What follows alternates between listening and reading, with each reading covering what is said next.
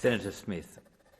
Deputy President, in the weeks surrounding the Prime Minister's visit to Beijing, we have often heard this regarding Australia-China relations. The government will cooperate with China where it can and disagree where it must. It's critical to note at the outset that there are many areas where Australia and China can and should cooperate to the ongoing benefit of both nations and our region. However, there are also areas where, guided by our own national values, we must disagree. One of those areas of disagreement is the Chinese government's policy on Tibet and the long-standing concerns regarding human rights violations and cultural suppression in that region. Along with Susan Templeman MP and Senator Janet Rice, the other co-chairs of the Australian All-Parliamentary Tibet Group, I will tomorrow welcome Kalon Norzin Dolma at Parliament House.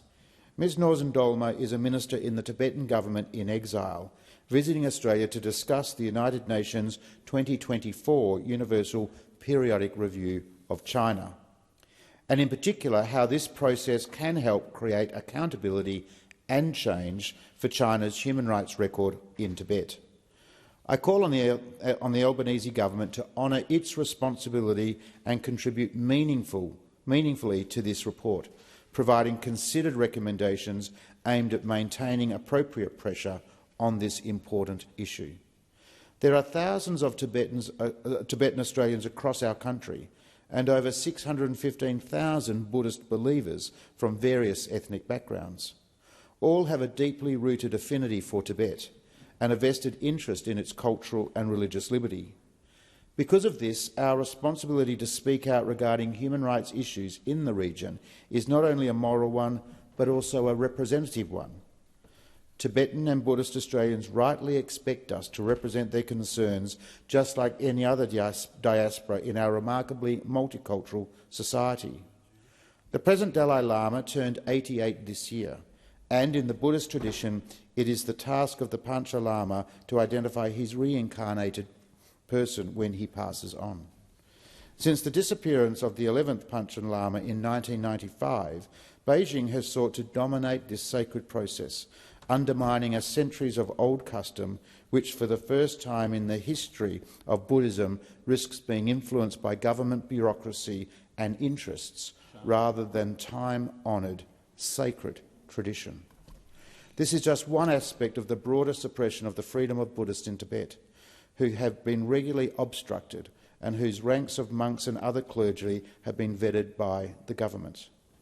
Moving beyond matters of faith, the United Nations human rights bodies having outlined in the last 12 months escalations in other human rights violations.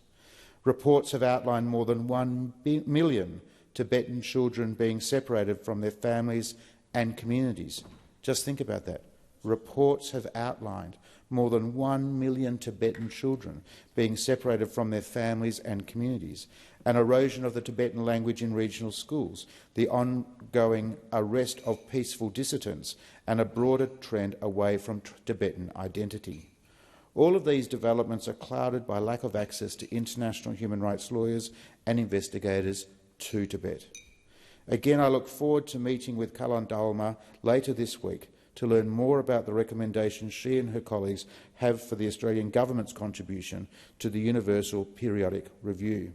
I encourage the government to heed the advice of Tibetan voices such as Kalon Dolma's to develop effective, strong submission to the review, ensuring Australia does not stay on the sidelines of issues of human rights generally, but particularly when it comes to human rights violations in Tibet. If the government is serious about cooperating where we can and disagreeing where we must, it must ensure that healthy relations with Beijing do not obstruct our values and responsibilities to the Tibetan and Buddhist communities of Australia.